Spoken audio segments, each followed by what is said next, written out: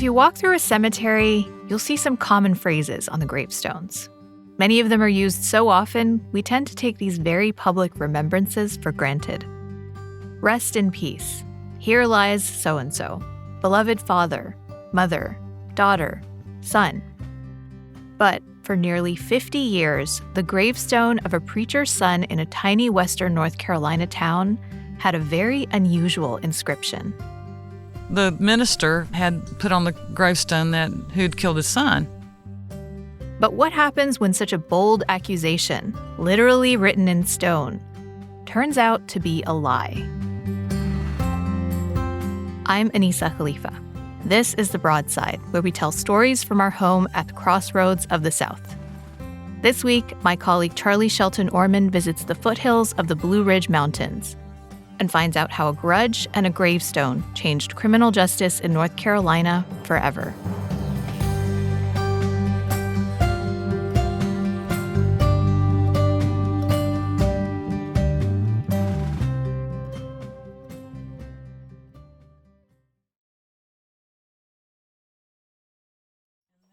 Take it to the schoolhouse. It's called Whippoorwill because it was said it was so far back in the woods, even the whippoorwills couldn't find it.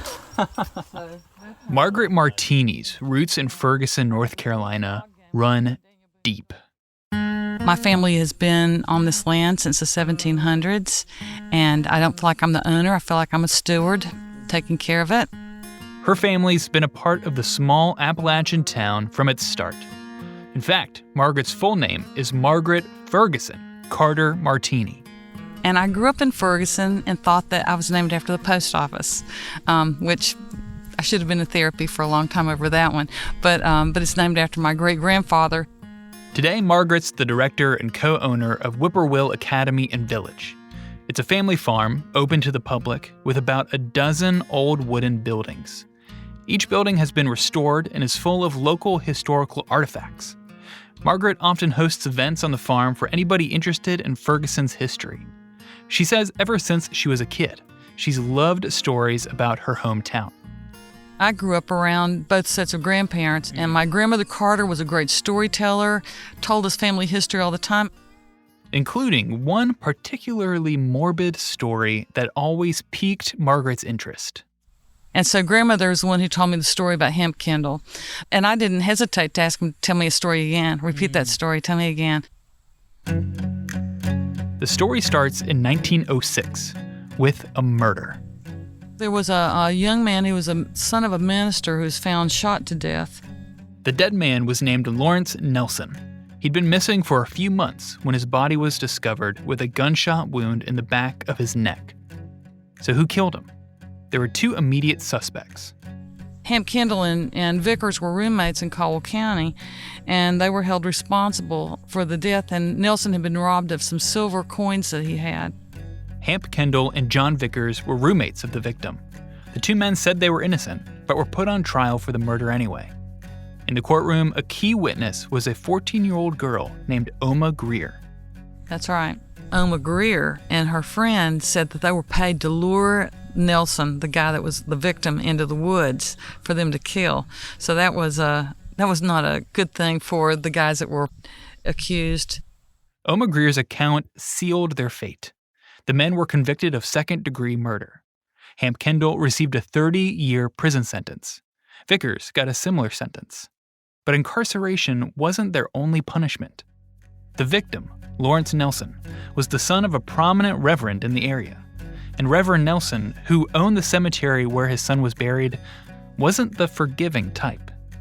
Reverend Nelson had put on the gravestone that who'd killed his son. Underneath his name, Lawrence Nelson's gravestone read, "Murdered and robbed by Hemp Kendall and John Vickers, September 25, 1906. Nowadays, you don't really see that. That's Max Longley. He's a writer based in Durham, North Carolina. He recently wrote a piece about the Hemp Kendall case for the online magazine Atlas Obscura. Okay, so about that gravestone. I found a few experts on cemetery law who thought it was unusual, to put it mildly. Now, cemetery law might sound like it's something straight out of Beetlejuice, but it's a real thing. And just think about this headstone. It's pretty wild to consider. A murder accusation carved into stone for eternity. After the conviction, Hamp Kendall and John Vickers were imprisoned. But over time, doubts about the guilty verdict started to seep into the community. The other woman witness later testified a flat contradiction of the state's witness, the teenager, in the trial of Kendall and Vickers, her testimony being that neither Kendall nor Vickers were implicated in the murder. This second witness testimony sowed some serious doubt, and it came to a head when Oma Greer's mother eventually came forward and told state authorities that her daughter had admitted to making it all up. There was on file in the governor's office an affidavit by her mother in which it is asserted that the witness after the trial avowed that her testimony was false, that these men were not guilty, and that another was. Although it took a while, in 1917, the governor pardoned the two men. What he said is, "I have issued pardons to them on the ground that evidence brought out after their conviction raises grave doubt of their guilt." And 10 years after their conviction, Kendall and Vickers were released from prison. So, who did commit the murder? Shortly after the pardon, Margaret Martini says a man plagued with guilt named Sam Green confessed to the crime. The guy who did it was apparently feeling really guilty. I mean, it took a long time to get to this point, but he went to a local sawmill and told them he wanted a coffin made to fit him.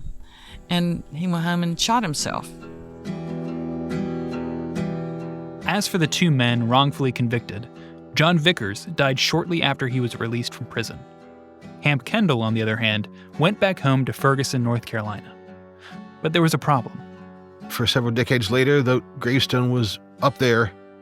That gravestone, now with a confirmed lie on it, was still in the ground.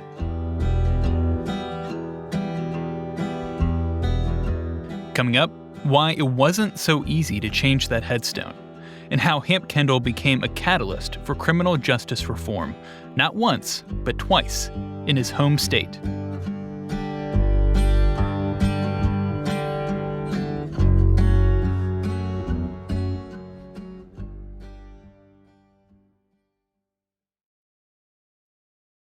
At Radiolab, we love nothing more than nerding out about science, neuroscience, chemistry. But we do also like to get into other kinds of stories. Stories about policing or Politics, country music, hockey, sex, of bugs.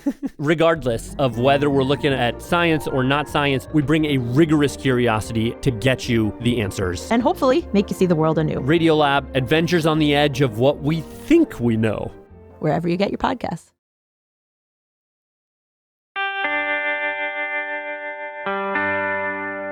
Life after prison for Hamp Kendall wasn't easy. Hamp carried the scars his whole life around his ankles where he had the shackles that he wore. Again, this is Margaret Martini. His scars were just so horrible, he didn't hesitate to show them to people about what had happened to him. Those scars weren't just physical. After his release, Kendall built a cabin in the woods outside of Ferguson and lived life as a hermit. He didn't want anything to do with people, except for those who managed to make the trek up to his cabin. But as time went on, people became more and more sympathetic to Kendall's difficult situation, and a push to compensate him gained support. They persuaded the General Assembly to pass a compensation law that if you're pardoned by the governor because you didn't commit a crime or there was no crime to commit, you could then apply for compensation. Writer Max Longley says that law passed in 1947. As Max sifted through old newspapers from the time, he found reports crediting the law as a direct response to Kendall's experience.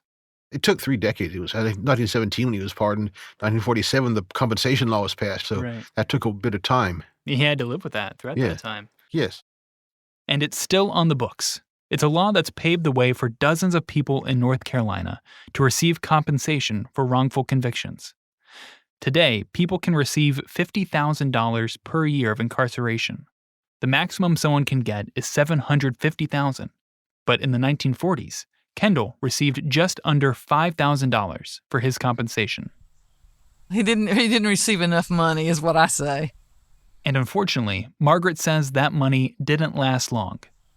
this radio station wanted to do an interview with him in New York City, and so that was a big deal, and they were going to pay him money for it and everything. And so he goes up to do the interview, and he gets drunk the night before, and he doesn't show up for the interview, and he's just so... can't even imagine how he felt. But he went out on the street and hailed a cab, and the cab driver said, "Where do you want to go?" And he said, "Take me to North Carolina." And he spent all his money. So he spent his money to get back to North Carolina and didn't leave again.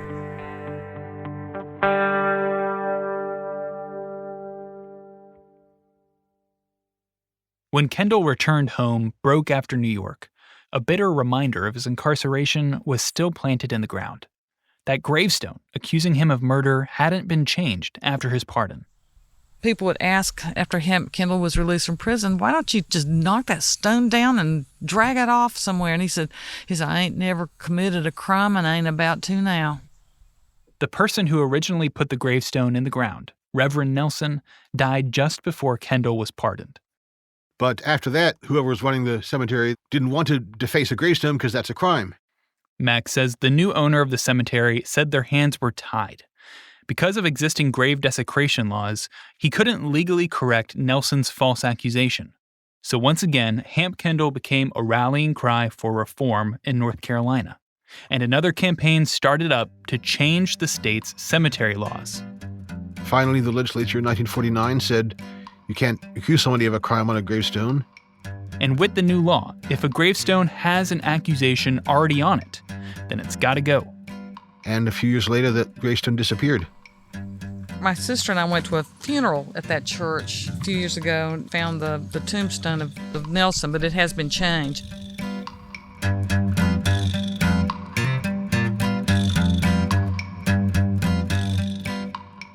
Despite all of this attention after his pardon, Hamp Kendall lived a quiet life as a recluse.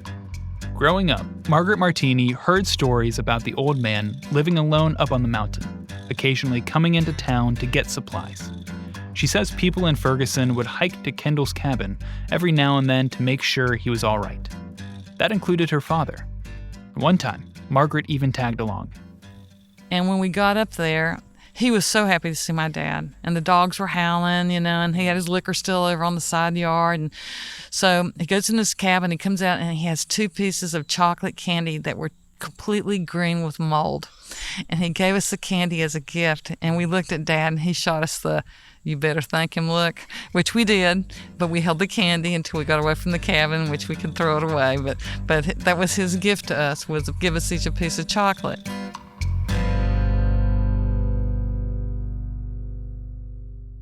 Hamp Kendall died in the late 1960s. His gravestone is in a cemetery behind a local Baptist church. It's a small concrete rectangle with a simple etching of his name, date of birth, and death. The next building, where you see the porch that is being repaired that sat down on us. Yeah. That is the... But Kendall's gravestone isn't the only monument to his life. Back on the farm at Whippoorwill, Margaret Martini showed me around.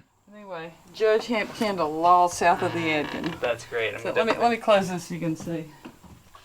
There's an old schoolhouse, a chapel, a little general store, and a jailhouse with a familiar name. So it's the Hamp Kendall, law of the land jailhouse that we have here. Made it into that Hamp Kendall was the one who dispensed justice. We have church groups here. We always ask, like the minister, who's the most straight-laced person you got? And we always have them arrested for making moonshine. And they just go, "Ah!" I love to see old people's reaction to stuff like that. Yeah. Even if this justice is in jest, Margaret says it feels right to paint Hamp Kendall's name in a new light. And I thought that was a great thing that, Hamp needed to be in charge for once.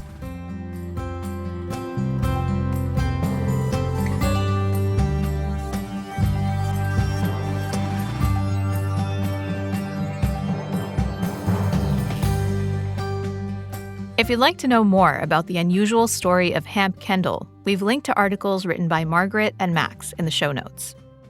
This episode of The Broadside was produced by Charlie Shelton Ormond and edited by Jared Walker. Wilson Sayer is our executive producer. The Broadside is a production of WUNC North Carolina Public Radio and is part of the NPR network. You can email us at broadside@wunc.org. If you enjoyed the show, leave us a rating, a review, or share it with a friend. I'm Anissa Khalifa. Thanks for listening, y'all. We'll be back next week.